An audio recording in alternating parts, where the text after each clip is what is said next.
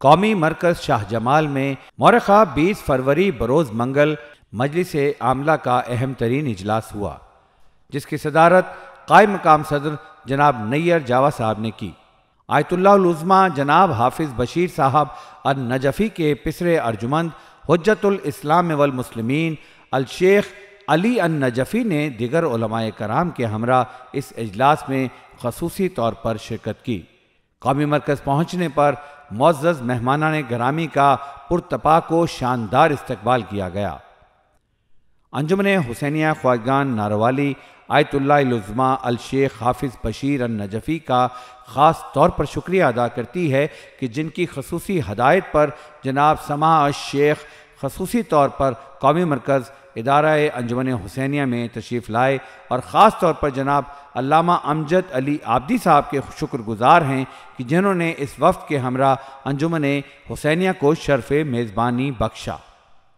وفد میں شامل دیگر علماء کرام جن میں حجت الاسلام والمسلمین الشیخ باقر یحسون، حجت الاسلام والمسلمین السید ذوالقرنین، حجت الاسلام والمسلمین الشیخ ناصر جوادی، حجت الاسلام والمسلمین الشیخ قمر عباس مجاہد، حجت الاسلام والمسلمین امجد علی عابدی صاحب شامل تھے۔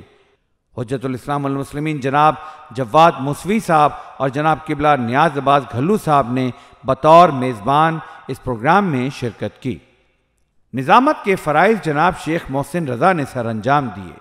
تلاوت قرآن مجید کے فوراً بعد اجلاس کا باقاعدہ آغاز ہوا اور جناب ذیشان ساتھی صاحب نے معزز مہمانان گرامی کی آمد پر انجمن حسینیہ کی جانب سے حروف تشکر پیش کیے اور انجمن حسینیہ کے چند شعبہ جات کا مختصر جائزہ بھی پیش کیا۔ آپ کی تشریف آوری اور عزت افزائی پر انتہائی شکر گزار ہیں۔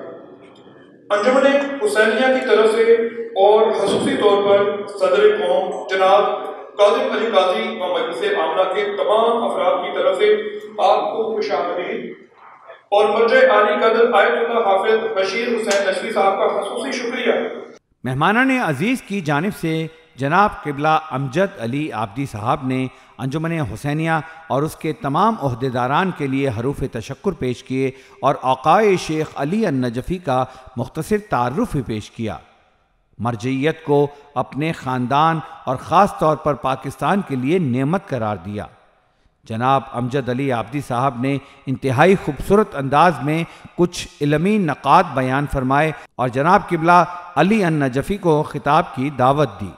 حجت الاسلام والمسلمین الشیخ علی النجفی نے انجمن حسینیہ کی کارکردگی کو سراہتے ہوئے خدمت کے میدان میں مزید ترقی کی دعا کی۔